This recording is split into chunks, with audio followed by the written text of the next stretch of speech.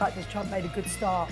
No. Straight answers, no spin, and just a couple of pints. How many fingers have I got up? About 10. So join me for Lee Anderson's Real World every Friday at 7 p.m. only on GB News.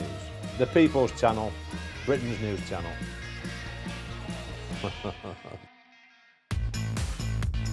5 hosts, 5 opinions, 5 fearless debates, 5 unfiltered takes on the day's news. 5 reasons not to be anywhere else on Saturday night. This is the Saturday 5. You got me. You got me good there. Britain's biggest Saturday night TV show. It's not a bad brand. Yeah. Uncensored. Very, very racy tonight. On the unpredictable. What did she say? Can you translate it for us? And always entertaining. And how can a country go from being led by William Wallace to Saturday nights from 6 p.m. only on GB News. the People's Channel? Britain's news channel. You're going to want to stay tuned, trust me.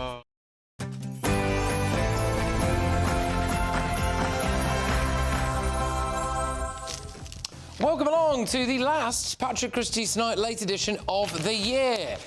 So, yeah, no need to celebrate in the gallery. Anyway, right, we have got loads on tonight.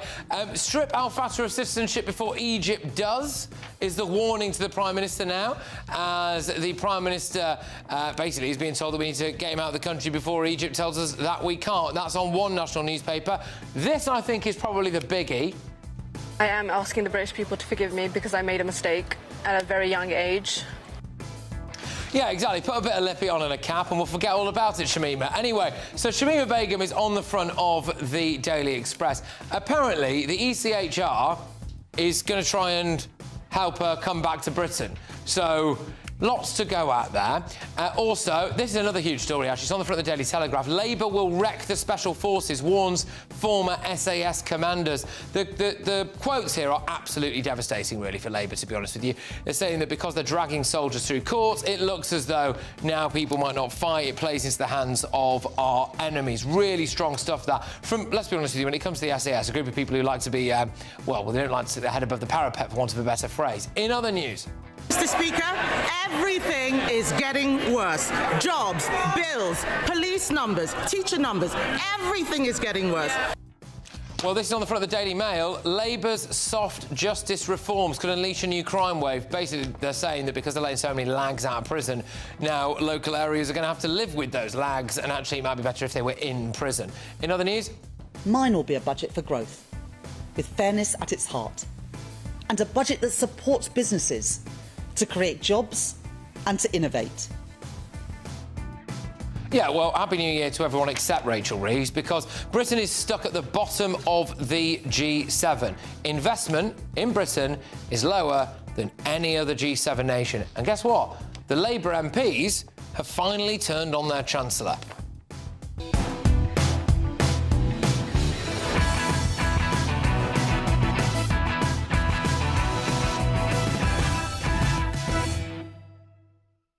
Well, we've got a very special panel tonight for the last ever Patrick Christys Night Late edition of the year. Joining us this evening is GBNews contributor Will Kingston. We've got political commentator Andy Twelves. And we have, what's the collective noun for comedians? Is it a gabble? Is it a giggle? A giggle of comedians. Giggle, yes. A giggle of comedians. Tonight, we've got Diane Spencer and Paul Cox, both of them joining us this evening. Right, plus we're going to be talking about the fact that it is a rough day for tens of thousands of travellers who were keen to escape London for New Year's today. Apparently, the Eurostar's down. My New Year's completely ruined. So I don't know what I'm doing now. I don't know if I can go to Paris. I'm guessing it's tomorrow that the next Eurostar will be. I don't know if I'll get a refund of my hotel. I'm stranded in London. They've not really told me anything.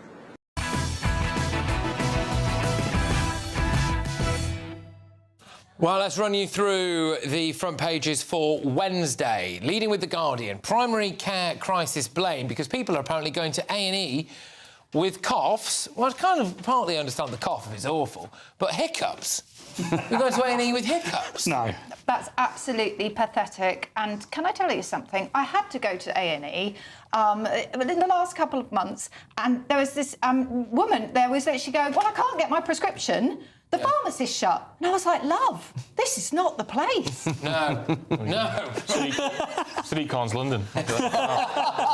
Well said, 12s. Yeah, well, there you are. Gone to the dogs. Anyway, the Daily Telegraph. Labour will wreck the Special Forces. So Labour are... this is according to a series of SAS commanders warning the government is changing the combat immunity rules, i.e. we're going to prosecute historically some SAS veterans. They're saying that this is just an absolute shambles, it's vexatious, it's going to cost lives because soldiers are going to hesitate, and the government is doing the enemy's work. So, strong stuff from the SAS there, especially considering that we keep being told to prepare for war. That's the thing. Prepare for war, by the way, will lock you up if you do the war.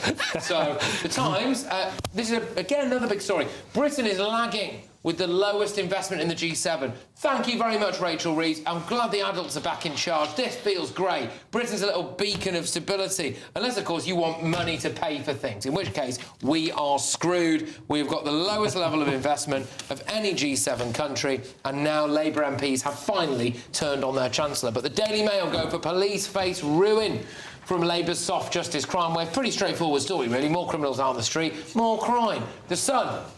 Anthony Joshua obviously was involved in that horrific and deadly car crash yesterday where sadly 2 of his friends and colleagues lost their lives. He's now saying he's in pain all over his body.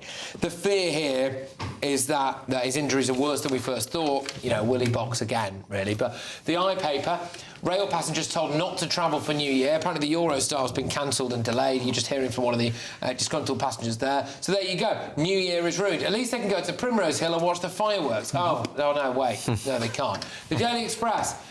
Meddling Euro judges take on Shamima case. So the ECHR could be about to say that we have to take Shamima Begum back. So that's probably the end of the ECHR, I think, really. The Daily Mirror, they also go with the Anthony Joshua story. His mum has flown to Nigeria, apparently, or is in Nigeria, and she's by his bedside. Right, let's get stuck into this, my panel. Let's bring up the Daily Express if we can. Meddling Euro judges take on Shamima Begum's case. Apparently, the Strasbourg judges have challenged Britain's stance on the jihadi bride. Her lawyers have welcomed the opportunity. This is absolutely ridiculous. I mean, for goodness sake, I don't know how she manages to do this from a tent. I cannot organise half a hair appointment in a house. And somehow, in 2019, like after her citizenship got kicked away, she's been through the court like 4 times. She had a special immigrations appeal in 2023, turned down. Yep. 2024, Court of Appeal, turned down. 2024, Supreme Court, turned down. And yet her lawyers, like, where's the no-win, no-fee? Like, are they getting paid? Like, who are these people? We should stop them. And also, I'm sorry, but I am not convinced by this outfit. No. She put on the other outfit when she was going out, and now she wants to come back. She slapped this on. No, there was a documentary done by a guy, can't remember who he was, but he made Bloody this... men. Yeah, no. But he went and interviewed her in the camp, and, like, I think he went as a bit of a fanboy, but he realised that she was still preaching that He said she was awful. He said, like, no, Shamima... I think he started off a fanboy and then turned into reality. He did, because he met her. Yeah. He was like, oh, actually, no, she's awful. She's really bad. Yeah. Where did he meet her? On the ISIS dating app? In the one of the camps that she was in. She was being held. Calais, wasn't it? She wasn't in Calais. No, she's never got as far as Calais. I thought she was in got some other France. And you think that Shamima Begum... I could have sworn Good Morning Britain went and interviewed her in Calais, didn't No, I don't know what's true. Is this not true? That was like on the Syrian border. Oh. It's easy to get all the ECHR cases confused. That's what Calais looks like now. Well, you know, it's not all. I mean, all camps, I assume, look reasonably intense and big balls of water. That's definitely racist. I don't know how yet, but... yeah, she was at Glastonbury, actually. A lot of her supporters were. Yeah, well... Go on, Will. What do you think about it? So if the ECHR seriously decides to get involved and then say that we have to take Shamima Begum back? Surely that's the end of the ECHR, isn't it? Well, mate, if you recall, last week I did a top 5 countdown of the top 5 most ridiculous excuses that people in this country have used to prevent deportation, and it included Iranians who were smuggling sex toys, it includes Zimbabwean pedophiles, it included the infamous Albanian chicken nuggets guy. Yeah. Like, we keep talking about tipping points in this country. We keep saying this is the case which will change things, this is the moment where things will be different. We've talked about it with the case of El Fattah this week. This is a tipping point moment. Yeah. So to answer your question on the ECHR specifically, you'd hope so, but we've said this sort of stuff so many times before this year that really I'm now unsure of what it will take for people, or particularly as Labor government, to see sense on matters like this. Yeah, but also this is incredibly important because they are saying about El Fattah, revoke his UK citizenship before Egypt does it, because that's what happened to Begum. Yes. Because she had her UK citizenship revoked because they thought she could get into Bangladesh. And that's been one of the things that her lawyers have kept going, oh, hey, you know, she can't get into Bangladesh. Stateless, yeah. Stateless. Yeah, but it's all right, Paul. Would you welcome Begum back? Look, bacon bat, that sounds like something I've ordered for breakfast. Yeah. Or a backstreet look, after an incredibly exhausting day on my Kenyan sex chatbot, the last, you had to be watching the show. You had to be watching the show. The last thing I wanted to be reading about was that Shamima Begum has found a possible other channel into our country. And of course it's via the ECH. Of course it's exhausting, Will. You know. I hope you had the VPN on, mate. Look, this can only happen via this route, and it's just another example of why we need to scrap it. And as 12s have said in the break, we need to scrap it now. I don't think that's my position. I have to say, my girlfriend has texted me, and apparently it is in northern Iraq. The camp. It is in a place called Al Hawl. It's massive. So I apologise. No, it's not Calais. It's actually in northern Iraq. So I do apologise. You're making up for your Calais faux pas by getting research done by your. I am. She's watching live. Can I just say, welcome to Andy 12's girlfriend. I feel it's very poor from me. Otherwise known as ChatGPT.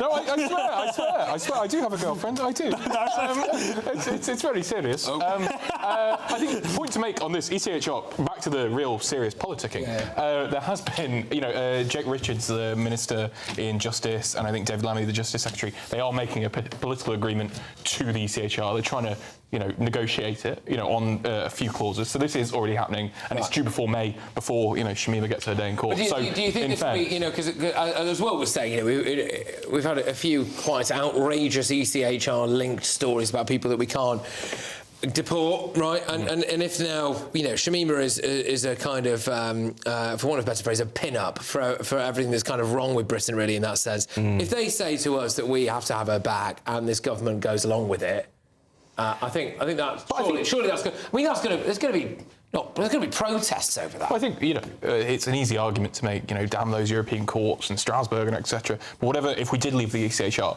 whatever we replaced it with in Britain, would still uphold those kind of judgments. They're still legally sound judgment. Well, you'd have to replace it. Either fold it into the Supreme Court. They would still be held up. They would still be held up. We have, as Dan was saying, we have decided as a country legally that she's not coming back. Well, the question is whether it is legal that we strip to citizenship. That's what the question is. Yeah. No, just because the government does something. Just because the government does something. So then, should we set up a world court where if you don't like the ruling of the ECHR, you go to the world court? And then we do something on the moon. Well, just because a government does something doesn't make it legal. But it's not the government, is it, mate? It's been through the courts. It was the government that did do it. I don't think we should be politically stripping citizenship, whether it's El Fattah earlier or Shamima. I don't think we should be taking citizenship away. Shamima did.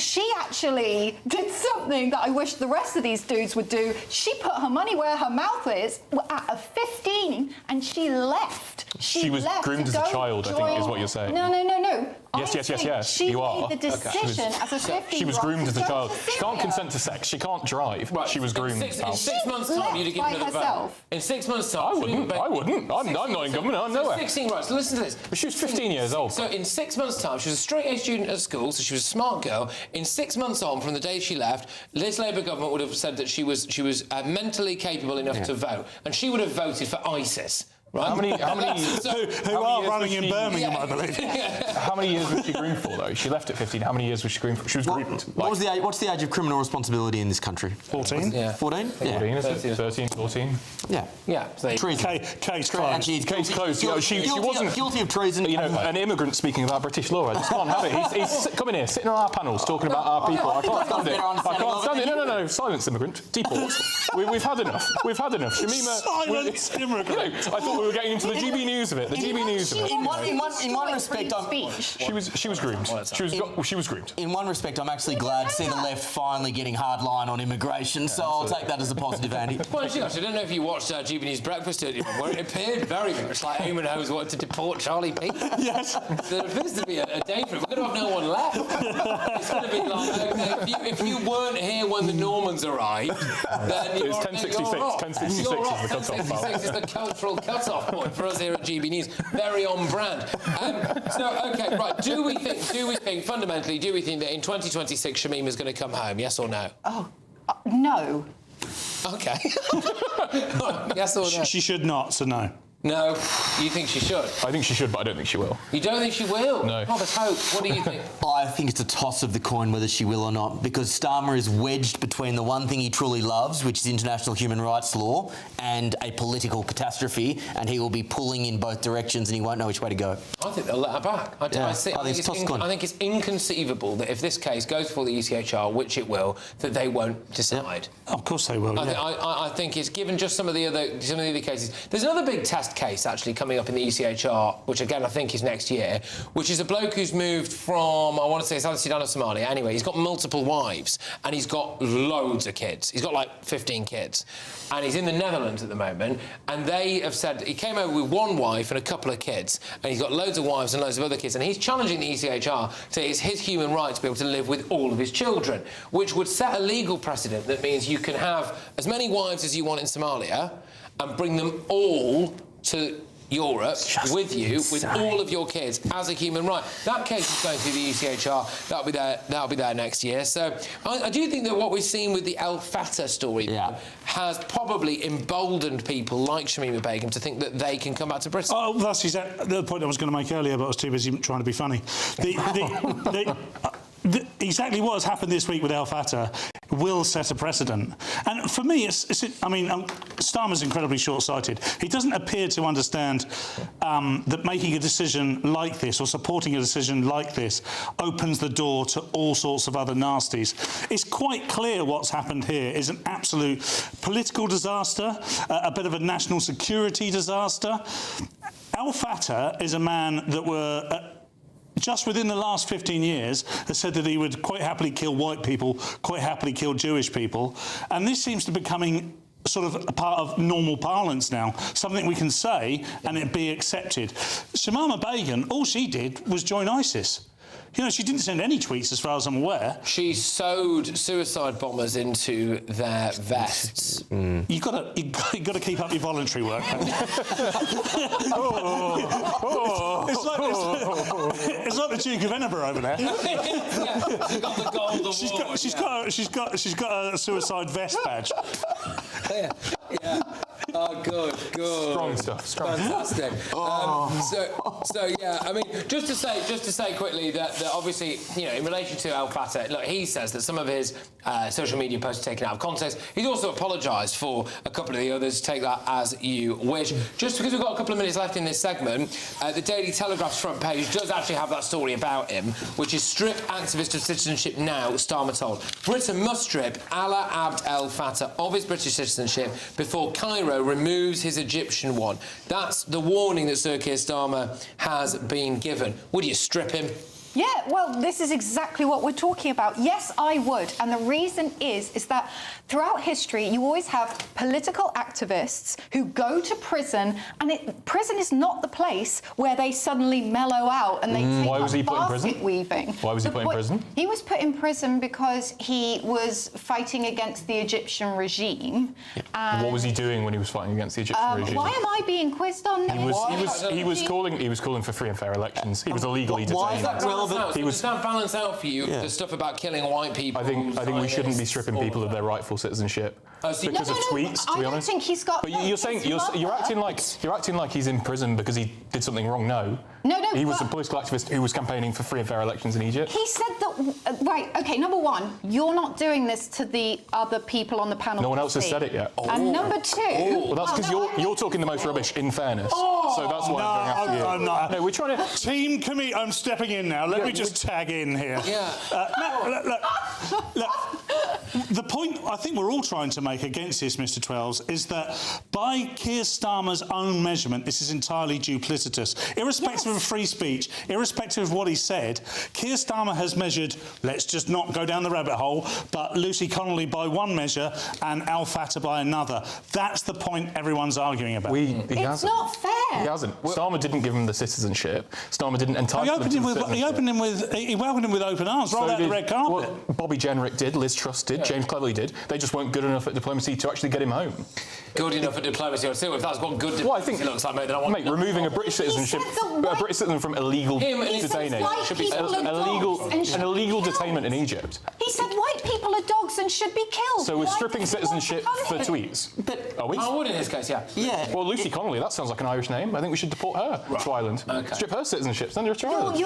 Why not? Your argument's flawed. Well, it's not. I don't think we should strip a rightful citizenship because of tweets. That's your view. It's the law's view. It's the law's view. No, you can strip a dual citizen of their citizenship. Now, again, the reasons can be defined by the government and they can change the law if they so wish. That's the great thing about being in a government is you can change the laws to suit a particular policy or agenda that you may have. Now, in this instance, the overwhelming majority of sensible British people, I think, do not want people in this country who hate them. So we're going to strip him of his citizenship and send him back to the authoritarian regime that illegally detained him. Yes, come on. Absolutely. I couldn't care less. Apparently, on that, the deal that they negotiated with Egypt allows him to travel freely between Egypt and Britain. Well, I don't think he's going to be going back to Egypt. Well, I think he has every intention of being able to go back to Egypt. I don't think he will, though, because they'll detain him again. Who cares? I think that's his problem. I think that's part of the deal. They will. He was there for 3... He was released in September, by the way. He was put under house arrest, though. He couldn't leave the country or his house. Who cares? That's his problem. Well, it is not the problem of British people everywhere. If you got British citizenship, if you were a dual citizen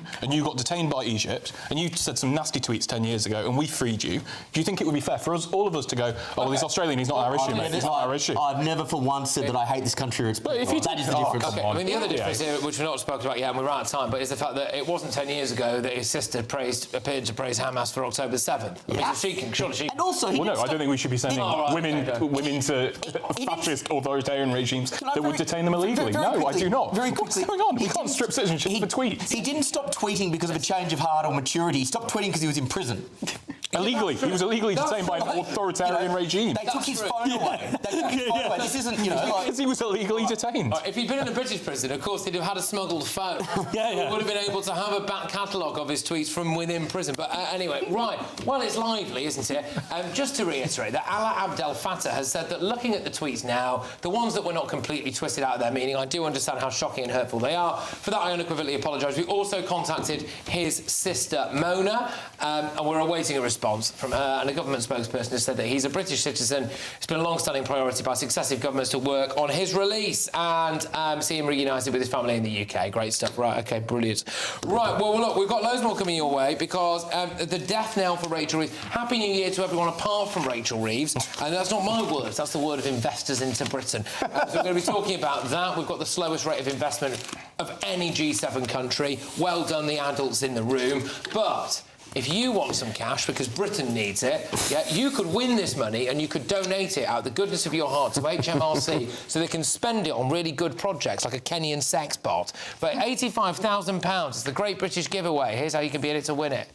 This is your chance to become our biggest cash prize winner to date with an incredible £85,000 to be won. That's right, £85,000 in totally tax-free cash could be making its way from our bank account to yours. It would be like having over £7,000 per month extra to play with each month for a whole year. That could be you, with your feet up, safe in the knowledge that 2026 is on us. £85,000 is a massive amount of money, and it could be yours. £6,000. For another chance to win £85,000 cash, text cash to 63225. One entry costs £2.50 plus one standard network rate message. Or text bonus to 63225. 5 entries cost £5 plus one standard network rate message. Go to gbnews.com/win. Entries start at £2.50. Call 0903 686 3232. Calls cost £2.50 plus your network access charge. Or post your name and number to GB18 PO Box 8690 Derby DE1 9TT.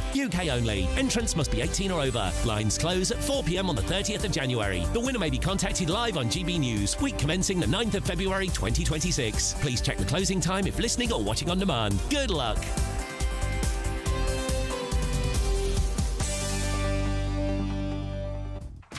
Well, when we come back, Britain has got the lowest level of investment from any G7 country. Thank you very much, Rachel Reeves. We'll talk about that in a sec.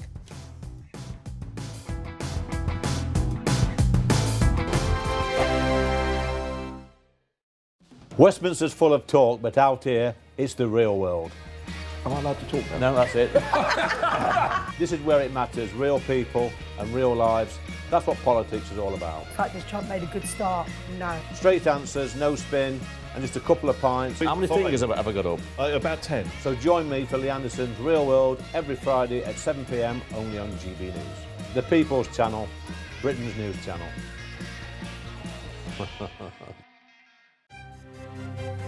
GB News Breakfast, every day from 6 a.m.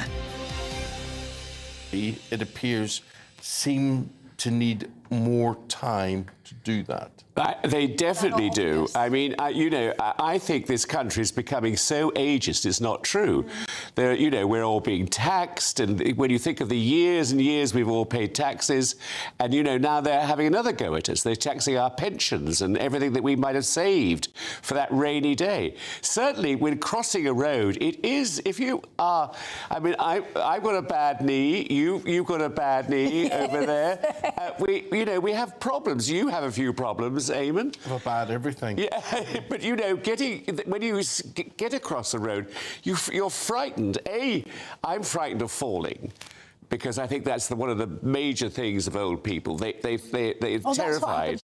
I've had 2 friends in the last fortnight fall very badly and in hospital, and then you suddenly get this beep beep beep beep on a crossing, and you panic a bit, and the cars are coming, and bicycles are suddenly there. It's all. Are people generally not very patient then? Because if there's an old lady or an old man crossing the road in front of me, I'd always stop. No, it doesn't matter. It doesn't matter. And if you're in a wheelchair, they probably run you over more. I mean, it's a terrible situation. I mean, it's not so much pedestrian crossings, right? It's the ones where it's lights. When Christopher quite right says about the beep beep beep is so you have, and suddenly it says 10 seconds, 9 seconds. The countdown's stressful. Yeah, and can imagine it would be stressful It for is elderly trying to trying to drag my leg across the road. GB News, the People's Channel.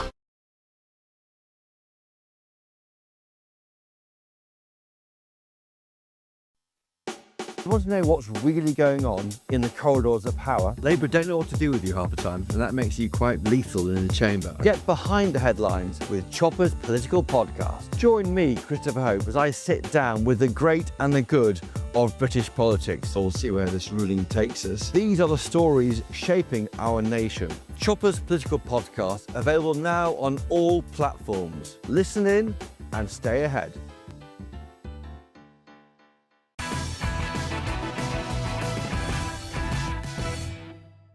Welcome back to Late Edition. Let's bring up, if we can, please, the front page of the Times newspaper, because Britain lags with the lowest investment in the G7. With us to discuss this is the Deputy Political Editor at The Spectator, James Heal. James, thank you very much for joining us this evening, and a very nearly Happy New Year to you. I'll see you at Primrose Hill. Oh, no, sorry, I won't. But anyway, so Britain has suffered the worst investment levels in the G7. Now, Labour MPs are hitting out at Rachel Reeves for driving down business confidence with broken commitments. How bad is this, James? Well, it's pretty bad, Patrick, because you may recall that when this Labour government got elected 18 months ago, there were lots of predictions about sort of a wall of private investment flooding into the country. Actually, it turns out that while taxes are going up to ensure public spending does rise, that public investment we thought we would get in the private sector has not gone up. And so Labour MPs are hatting out at this because they can see what's going to happen in April when you see those minimum wage increases hitting the economy. Lots of small businesses are worried about that. And it's no surprise that you've got Labour MPs on the record here in this time splash worrying about what it's going to mean for the economy and their prospects come 2029. You're absolutely right, James. We were told, and I got a feeling it might have been Andrew Marr again, actually, the greatest hits. This guy, he's always right on the money, isn't he? You know, talking of waves and waves of private investment coming into Britain because we look like a little beacon of stability in Europe. And it turns out that literally the opposite is happening, isn't it? Well, quite. And this is the thing. There was this idea of the stability premium. There was this notion that this kind of smoke salmon offensive that the Chancellor, Rachel Reeves, had been doing over the previous 3-4 years was all going to ensure that Labour would be magically attuned to the concerns of business. Actually, it turns out it hasn't. And the only growth we're going to get is kind of artificial growth from having public investment, i.e. you and I's taxes going out to pay for it. And it's no surprise business confidence is being choked off. And I think what's quite striking, Patrick, from this story is, first of all, the fact that the Federation of Small Businesses is hitting out, but also the way in which Labour MPs are pointing fingers at different things. You've got one MP, Graham Stringer, talking about high energy costs. You've got another, Louise Haigh, talking about historic underinvestment. The truth is that Labour is all over the place. And when it comes to the next budget, I mean, you can only see taxes going up and more of that business confidence getting choked off once again. Yeah, James, look, thank you very much. Short and sweet tonight, but I do wish you all the very best for 2026. The wonderful James Heal there, who is the Deputy Political Editor at The Spectator. Right, panel on this. I mean, bring the Times up again if we can. Britain's got the lowest investment across the G7. The fault of this lies squarely, Paul, doesn't it, at Rachel Reeves' front door? Yes. The reason I hesitate is because I wouldn't suggest that many chancellors over the last few years have done a lot to encourage people investing in the UK. Though I would say that Rachel Reeves has done an especially bad job of A, talking down our economy, and B, putting in place policies that would stunt growth and never encourage growth. The fact that we're bottom of the G7, to me, is of no shock whatsoever. Of course, that's where we find ourselves. We are struggling to find the balance between this weird pseudo backdoor socialism to appease the backbenchers in Labour and trying to grow as well, with a Chancellor and Cabinet that, by the way, don't understand economics and don't understand growth. Yeah, it's pretty damning stuff. So Louise Haigh, former Transport Secretary, said that the investment issue is nothing new. This is short-termism, underinvestment, etc. Graham Stringer, though, the MP for Blackley and Middleton South, said no economy can succeed when hobbled by the highest energy cost to industry and commerce in the developed world. Again, it's that line, isn't it? We are the lowest level of investment in the G7 world. Yeah, well, the laws of economics have remained the same since Mesopotamians were bartering in the sand thousands of years ago. And that is, if you have high taxes, you have lower investment because people are disincentivised from putting their money there. But here's the thing, the difference between now and when the Mesopotamians were swapping rocks for seeds is it's much easier for global capital to move around. So if Dubai, for example, drops their taxes down, people say, right, we're going to move our money there. And that is what is happening, and that is why billionaires and companies are moving out of this country. No, I hate it. I don't blame anyone for doing it. I do wish, and I appreciate we will be being watched at the moment by some people in Dubai, by some people we will even be watched by someone in Botswana on Christmas Eve. They sent in a lovely picture, so thank you very much. However, I do wish more people who are wealth creators would stay and fight, actually, here, because I think there is a light at the end of the tunnel as opposed to just running off to pay lower tax. But this really winds me up. You know, we're creating a situation down where, you know, if people do want to leave, they can, and they can go and make a lot more money somewhere else. They can pay a lot less tax anywhere else. They don't have to put up with Rachel Reeves drowning on them. Yeah, and what is a massive problem with this is that I don't want us to end up looking like Russia. And the reason I say that is because whenever we see Putin sat at his desk, he always looks like he's in the 1980s. Because, I know that they've got this massive cyber hacking thing somewhere, but they are definitely, like, they haven't managed to invest as much. They haven't managed to grow. And I'm just really, you know, worried. We've already got, like, we had the concrete crisis in our schools. You know, we had literal ceilings falling in on our children. And that's just infrastructure problems. We've got them turning off the wind turbines because they're making too much energy because we haven't got anywhere to store it. And so we need to now just build more batteries. We need this investment. Well, Andy, I think the one good thing that might ultimately come out of this, because we're going to hit April, as James Hill was saying there, a lot of this stuff that Rachel Reeves implements is going to kick in.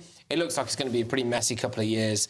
As a result of that, I would argue that once that's over with, people in this country are never going to vote Labour again, are they? Well, I'm sure some will. I think Lou Hay actually hit it on the head here. You know, it's this short-termism. Nick Clegg in the coalition government famously refused to put the Lib Dems behind building nuclear because it would be, you know, 2024 or 2025 before we reap the benefits. You know, this short-termism about energy, especially. You know, it's not Rachel Reeves' 18 months in number 11 Downing Street. Come on. You know, I think a lot of these made direct decisions here that are impacting business, employment.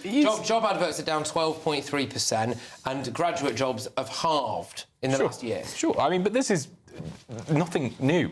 You know, we've had before that we had COVID, the recovery to COVID, then we had the uncertainty around Brexit, then austerity, then we had the crash. You know, for the last 15 years, you sound like a Tory. I mean, it's not been a great 15, 20 years. It has, British, you know. It hasn't been, Andy, and but I'm surprised that you feel that defending Rachel Reeves would be a good move. I think Rachel Reeves has done a fine enough job as Chancellor. I don't think she's been catastrophic. I don't think she's been top five. Well, she had to U-turn on basically her flagship thing, which was welfare reform. She had to U-turn on that, and then she cried about it in Parliament.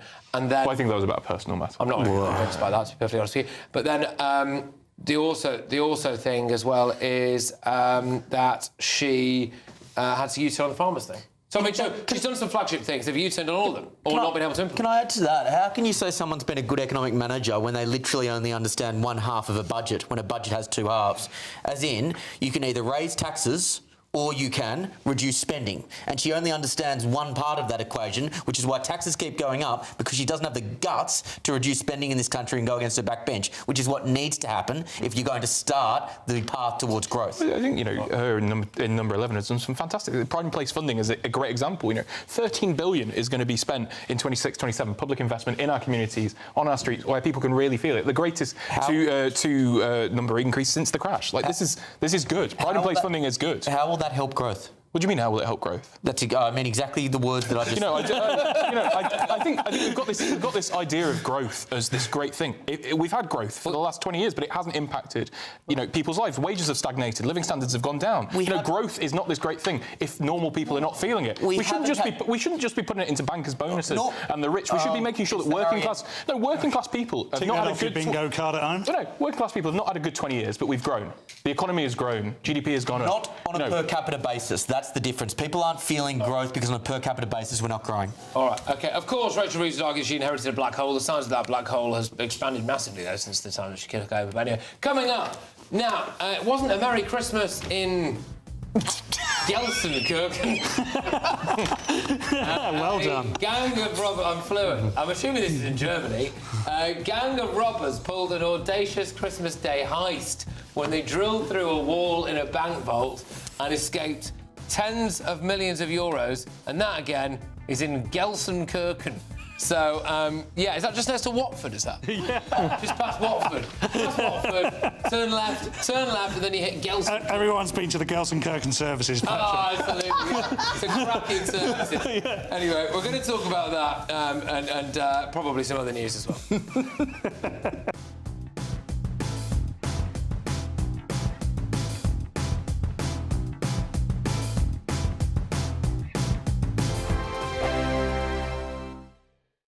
Hello, very good evening to you. I'm here with your GB News weather forecast from the Met Office. Now, as we head into the last day of 2025, there's going to be a lot of dry, a lot of clear weather around, but it is also going to be cold with a harsh frost for many of us as well. That's because high pressure firmly in control across much of the country. I say much of the country because there is a front pushing into Orkney and Shetland, bringing blustery winds and also a few outbreaks of showery rain here. Elsewhere, a dry night for most of us, apart from 1 or 2 showers across some eastern, southeastern parts of England, and lots of clear sky. With that clear sky, temperatures plummeting, widely dropping a bit below freezing. In fact, in some places, could get as low as -7, -8 Celsius, so a harsh frost here.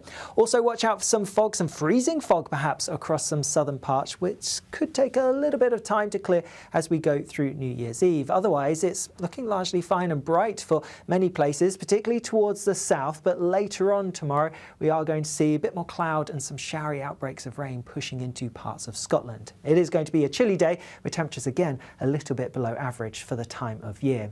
Now, as we head through the evening tomorrow, and we're going to continue to see more cloud, more showery outbreaks of mostly rain pushing their way across parts of Scotland. As we head towards midnight itself, well, that's when those showers are going to become increasingly frequent, perhaps heavier. We're going to see the winds strengthening as well, and more likely to see some sleet and snow mixed in with them, particularly across northern parts of Scotland and over higher ground. Also, a chance of some of that showery rain pushing into parts of Northern Ireland and the far north of England, but further south, the central southern parts of England and Wales, it's staying dry. Clearer skies towards the south, allowing again for a frost and also some fog patches in a few places. As we go through the beginning of the new year, well, it is going to turn increasingly cold and a risk of snow pushing its way southwards. Bye-bye.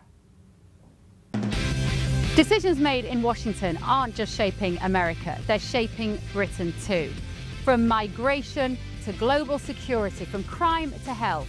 Whatever happens in the White House today will be felt in your town or city tomorrow. That's why The Late Show is live from Washington, D.C. Cutting through the politics to show you what it all means for Britain. The Late Show live every night at midnight. Only on GB News, Britain's news channel. Westminster's full of talk, but out here, it's the real world. Am I allowed to talk now? No, that's it. This is where it matters, real people and real lives. That's what politics is all about. The fact that Trump made a good start, no. Straight answers, no spin, and just a couple of pints. How many fingers have I got up? About 10. So join me for Lee Anderson's Real World every Friday at 7 p.m. only on GB News. The People's Channel, Britain's news channel.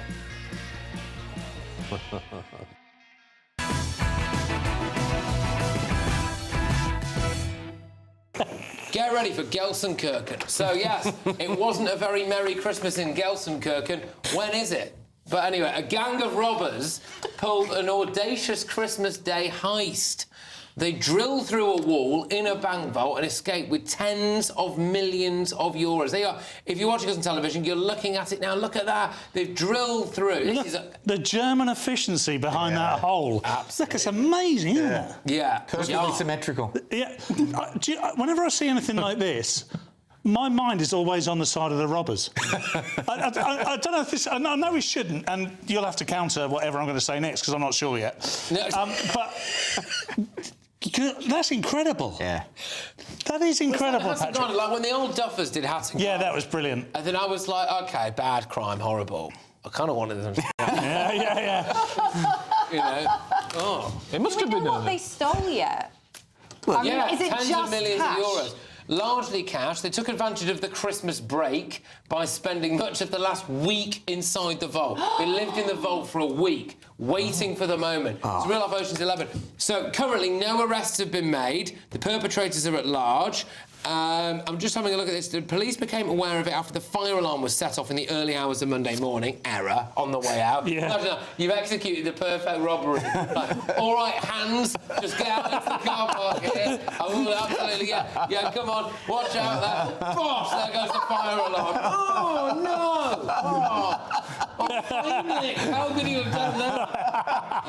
So anyway, initial investigations that gained access to the bank escaped via an adjacent parking garage. There you go. Yeah. That's an error in the.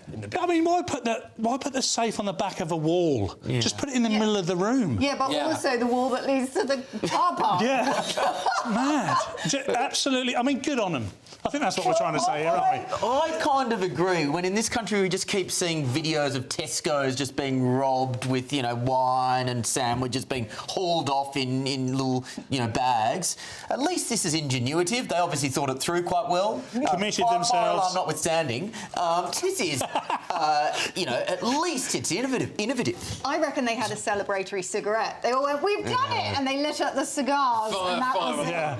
But one of the things is that this always happens around breaks. They know it. Like, there was a big cybercrime that happened because the banks were shut on a certain day. And, of course, we had the jewellery heist that happened over Easter. And now this over Christmas. You would think these people would learn. So this is it now. So, by the way, apparently 95% of customer safety deposit boxes were forced open. That's a pretty good... It's a good hit rate. Good percentage. It's a good hit rate as well. But I imagine, let's assume they've all got insured. Yeah. I imagine you're going to say this is a victimless crime, Andy. Well, you know, you can't help but feel a bit of a kind of warm, fuzzy feeling. You know, these are how many was it? Well, we don't know. I suppose they're at large. Tens of millions of euros. That's a good bit of cash that they've secured themselves. I mean, the main thing that struck me is it must have been a pretty big drill. Yeah. Or like they must have been at it for a week. It wasn't manual. Was it not? No, I don't think so. No, I'd quite like to think it's these, you know, 4 merry German socialists with like little hand drills. Just some hipsters. Oh, we don't go electric. But it does come off. There's been an increase. We were saying in the break. There's been an increase in this kind of thing. The Louvre. Yeah. They just did a ladder. They put a ladder up, didn't they? Literally a cherry picker. This is Keir Starmer's Britain. This wouldn't have happened under, you know, the leadership of Liz Truss if we'd given her a chance. No, I mean, my God. This is in Germany, don't you? Oh, is it? Yeah. Of course it's. I thought it was in Watford. You said it was in Watford. Yeah, it was in Watford. I don't know. It's Keir Starmer's Britain. You know. Turn left at Berlin, mate, and then you're in Genghis. You know when he said Watford? Yeah. That was a joke. I thought you were going to say it's a German one. And his girlfriend. And his girlfriend is currently messaging facts on Jubes and Co. Regain some credibility. You spent a year in Genghis. Talk to you about it all the time. You just She has said Bro was chipping away with her hammer and chisel, is what she'd like to have imagined, instead of drills. I think we need to get Trousers' girlfriend on. On the panel. Yeah, well, there's room. There is room. 5 person, what's 6? There is room. Gosh, good. Right, can we just do the Guardian's front page, please, quickly? Sorry. That was a fun story, Patrick. That was really good. Well done. So, people are going to A&E for hiccups. Millions of people are turning to A&E in England for minor ailments, including coughs, I think that's just blocked sinuses and hiccups. So, what should happen to the idiots that go to A&E for hiccups? Now, that's a very good question because there is no... at the moment, nobody gets told this is not why you come. Because, like I said at the beginning of the programme, I had to go there and it was a real, it's a real push to go there. But there was a woman there who was just walking around going, I've got cystitis again, just walking around announcing it to whoever would listen. And it's like, yeah, but she'll never get her again if she keeps telling people about it. I was like, yeah, but this is something that you can cure by yourself in a pharmacy. But it was clear that she was some kind of regular visitor. So you're right. Is there some system that the NHS people can put in place where they start to recognise these people who are literally clogging up the system because they're abusing it? They're not using it properly. Like a guy came in with his arm hanging off because he'd clearly dislocated it. Like literally, his arm was it was disgusting. Yeah. But he had to wait because the lady was there going up to not prescription. The numbers on this, right? So in the last 5 years, 1.9 million cases of people going to A&E for a headache, 1.4 million for going for a cough, 1.2 million for a sore throat, 1 million due to earache, 69,000 for a blocked nose, 4,000 for hiccups, 290,000 for constipation. There are a couple of those that I'm kind of like, I can see a situation in which I would go to A&E. Like... Constipation is pretty serious when it gets bad. Yeah. Like, when you're blocked up. Or if the headache was like, I can't flipping see, then I'd be like, yeah, go. That might be a stroke. But the other stuff, hiccups, weak people. I mean, yeah. Weak. They do see... Well, I think, with the kind of slow death of the hospitality industry, pub regulars have to find somewhere else to go if that's a hospital. You know, I'm not too angry at that. That joke landed. We can see why I'm not in Comedian's Corner. Oh my God! That landed Didn't really get it. It's fine. It's fine. Yeah, really peak. More GPs are needed. More pharmacies. Yeah, build it more. Just don't go. There is no etiquette around this anymore. Diane's right. No one's told. By the way, where can you go? You can't go to your doctor's surgery anymore, can you?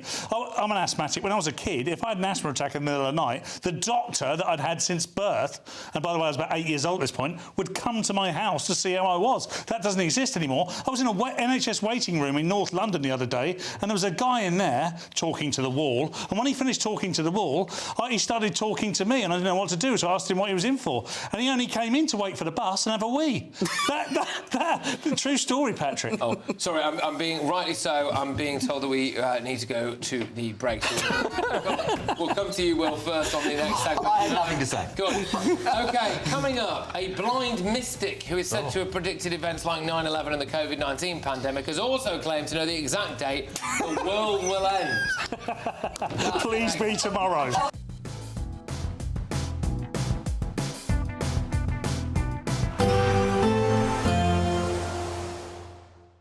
Ready to soak up that holiday sunshine? Won't we need some cover? No worries. All sorted. All Clear Travel Insurance sponsors GB News Travel Destinations Forecast. Whilst there's plenty of dry and bright weather across the UK at the moment, it's a different story around southern Europe. There's some rain sweeping its way towards Madeira and towards the Canary Islands through the next couple of days. It's wet across southern parts of Spain and northern Morocco. Some thundery rain likely again as we go through later this week. And further east, also some outbreaks of rain affecting parts of Greece and towards Cyprus. And some of these could be heavy and thundery at times. More changeable weather to come as we head into the new year. All Clear Travel Insurance sponsors GB News Travel Destinations Forecast. In the GB Newsroom, we bring you the news as it happens. With our team of dedicated journalists across the UK, we're ready to keep you up to date with what's happening every half an hour, every single day. Bulletins here on GB News, the People's Channel, Britain's news channel. Westminster's full of talk, but out here, it's the real world. Am I allowed to talk now? No, that's it. This is where it matters, real people and real lives. That's what politics is all about. The fact that Trump made a good start, no. Straight answers, no spin, and just a couple of pints. How many fingers have I got up? About 10. So join me for Lee Anderson's Real World every Friday at 7 p.m. only on GB News. The People's Channel, Britain's news channel. You want to know what's really going on in the corridors of power? Labour don't know what to do with you half the time, and that makes you quite lethal in the chamber. Get behind the headlines with Chopper's Political Podcast. Join me, Christopher Hope, as I sit down with the great and the good of British politics. We'll see where this ruling takes us. These are the stories shaping our nation. Chopper's Political Podcast, available now on all platforms. Listen in and stay ahead. Decisions made in Washington aren't just shaping America, they're shaping Britain too. From migration to global security, from crime to health. Whatever happens in the White House today will be felt in your town or city tomorrow. That's why The Late Show is live from Washington, D.C. Cutting through the politics to show you what it all means for Britain. The Late Show live every night at midnight. Only on GB News, Britain's news channel.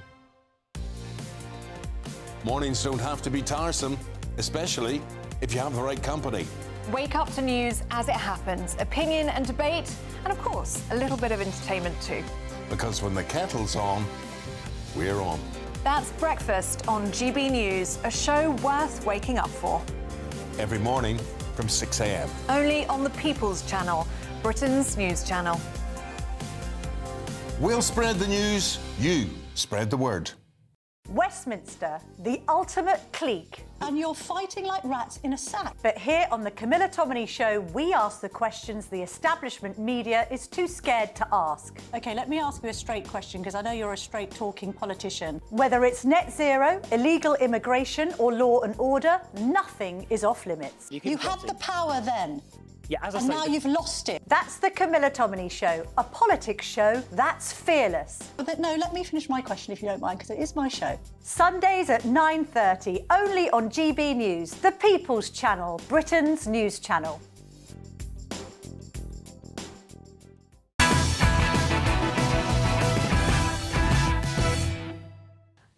Welcome back to the last ever late edition of the year, possibly ever.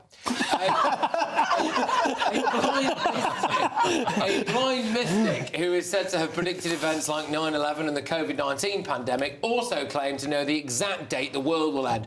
Baba Vanga made the prediction nearly 30 years before her death. She warned that humanity's final chapter would come in the year 5079. Oh, okay. So 5079. We got wild. That's not too bad. That's all right. When a cosmic event of unimaginable proportions would bring about the complete destruction of the universe. Wild. OK. Key milestones in the centuries leading up to 1579 include a war on Mars and a moon collision. So lots on. If she was this great kind of mystic intellectual, how come she didn't see how she was going to die and avoid it? I don't trust her. It might have just been like... How did she die? Cancer. How did she die? Well, why didn't she... It's not like she got hit by a bus, is it? Well, she might have done. Mysticism... She was blind. Well, true. Mysticism and advances in medical research and technology are two separite things. How did she die? Let's not debate this. This is mental. If she was so clever... I swerved that hemorrhage. If she was so clever, how did she end up blind and dead? Is my question. Well, not to repeat. At least you can't defame the dead. That's something. Anyway, are you do you back Baba Vanga when it comes to the end of the world? 5079, big year. I mean, it's great that she could look so far ahead. Personally, I am in no way a psychic. But did she do it in that way where they kind of give you enough words that you could sort of cobble together anything? Probably. Is my question. Probably. Very good. We've got about 20 seconds, Paul. Baba Wagner. That is going to be my stage name when I eventually become the naked dancer I've always wanted to be, Patrick. I'm going to go on to TikTok and I'm going to see something that is banned from viewing because of our online safety. And I'm going to click show me. Yeah. And it's going to be you with nothing but tassels on, and it's going to say, here comes Baba Vanga. Yeah. I can say, oh, do you know what? There he is. I've missed him. Anyway, right. Thank you very much. Wonderful panel. Thank you to you at home or listening on the radio, wherever you are. I will be with you tomorrow from 9 p.m. See you then.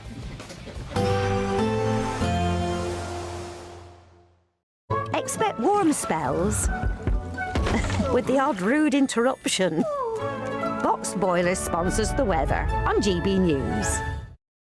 Hello, very good evening to you. I'm here with your GB News weather forecast from the Met Office. Now, as we head into the last day of 2025, there's going to be a lot of dry, a lot of clear weather around, but it is also going to be cold with a harsh frost for many of us as well. That's because high pressure firmly in control across much of the country. I say much of the country because there is a front pushing into Orkney and Shetland, bringing blustery winds and also a few outbreaks of showery rain here. Elsewhere, a dry night for most of us, apart from one or two showers across some eastern, southeastern parts of England, and lots of clear sky. With that clear sky, temperatures plummeting, widely dropping a bit below freezing. In fact, in some places, could get as low as -7, -8 Celsius, so a harsh frost here.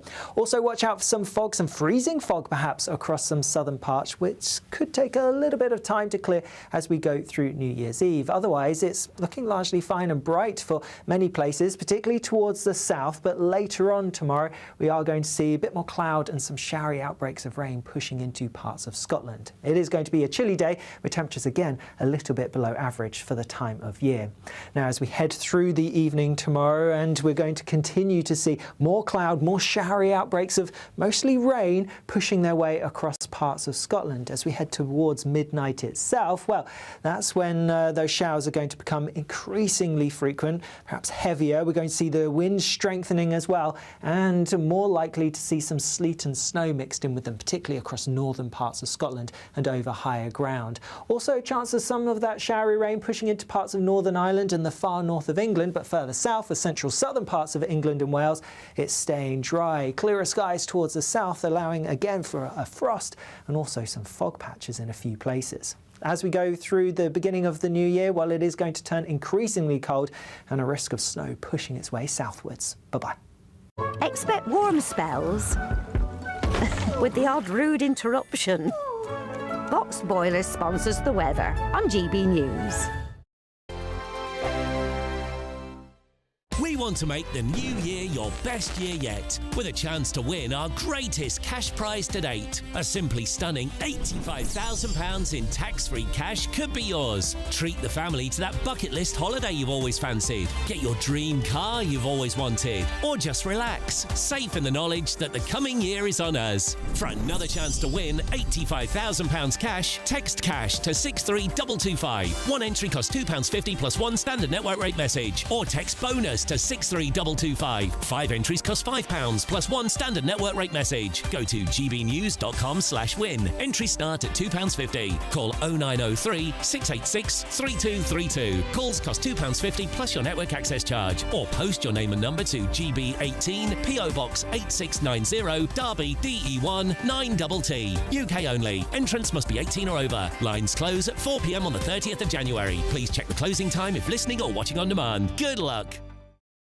Westminster's full of talk, but out here, it's the real world. Am I allowed to talk now? No, that's it. This is where it matters, real people and real lives. That's what politics is all about. The fact that Trump made a good start, no. Straight answers, no spin, and just a couple of pints. How many fingers have I got up? About 10. So join me for Lee Anderson's Real World every Friday at 7 p.m. only on GB News. The People's Channel, Britain's news channel.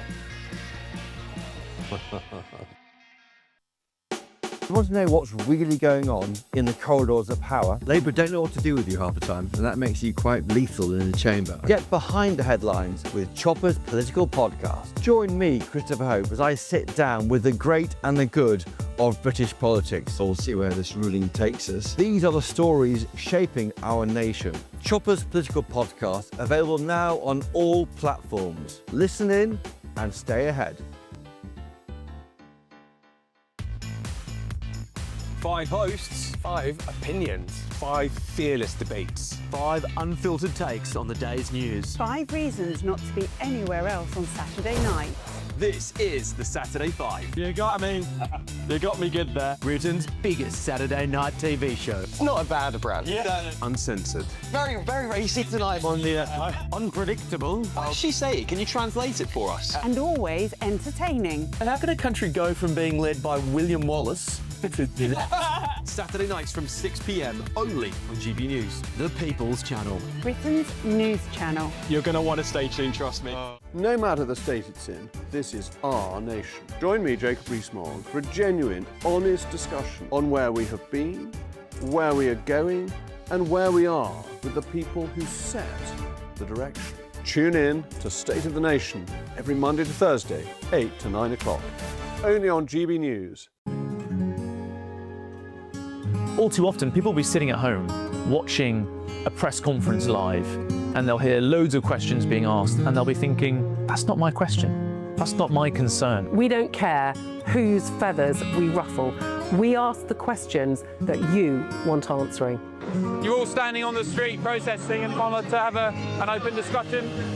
My name is Patrick Christys. I do a show for GB News in the UK. Is it possible to talk to you quickly? Journalism in this country has been a cosy world full of groupthink until now. Well, this is the best view ever of Whitehall, looking out across all the tractor drivers of England who've come together to make their point. Hello, so as you can see, I'm here in Westminster as the protest begins. Yes, I'm very much in the thick of it. Look, we're challenging narratives here at GB News, and that's what sets us apart.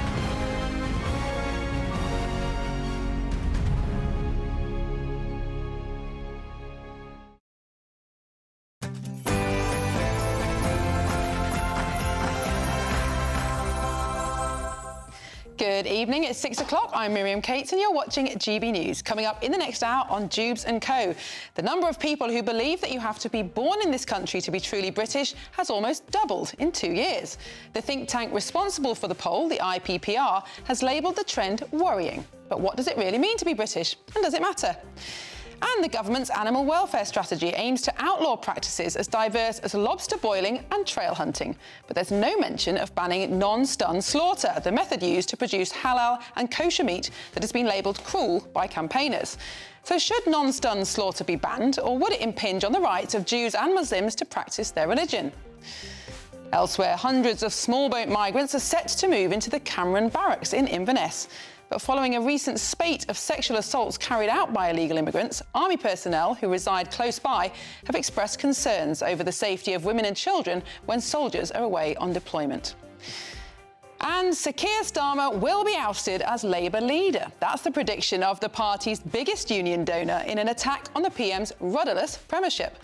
Unite's General Secretary Sharon Graham claimed that the Prime Minister would be removed by restive Labour MPs. But who would replace him?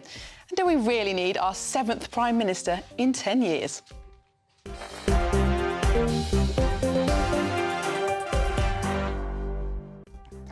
And joining me for the next hour, I've got my panel, the co-founder of the Together Foundation, Alan Miller, and the contributing editor to Devara Media, Michael Walker. But first, the latest headlines.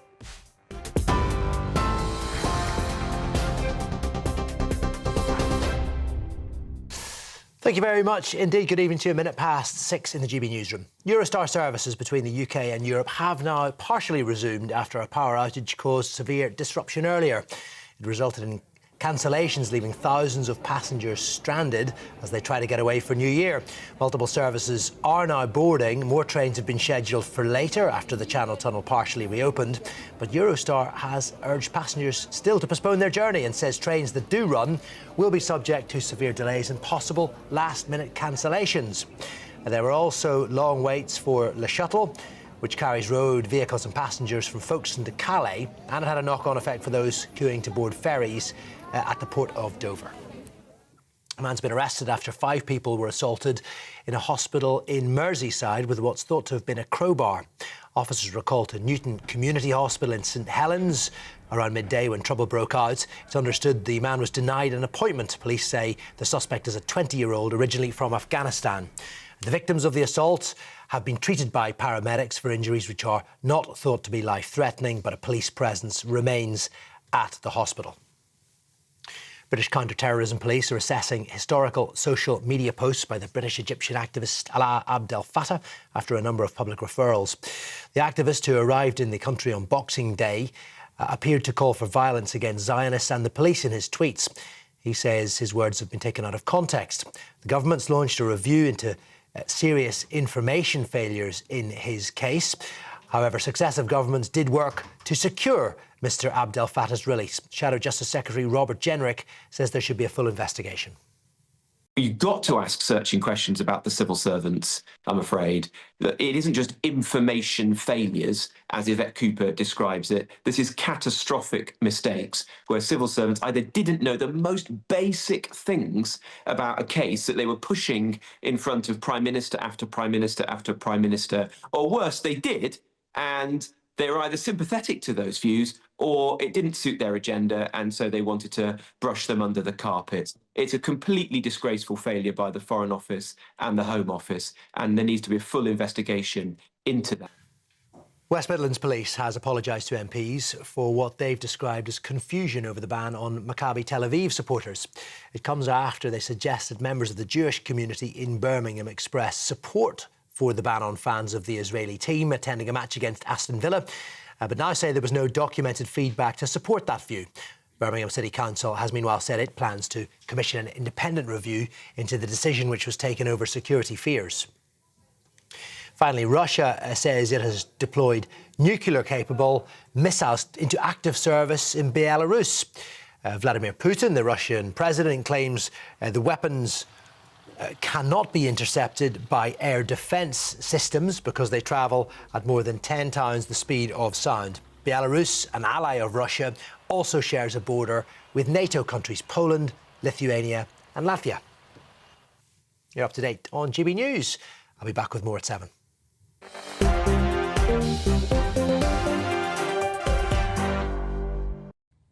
Thank you, Aaron, and welcome back to Jubes and Co with me, Miriam Kate.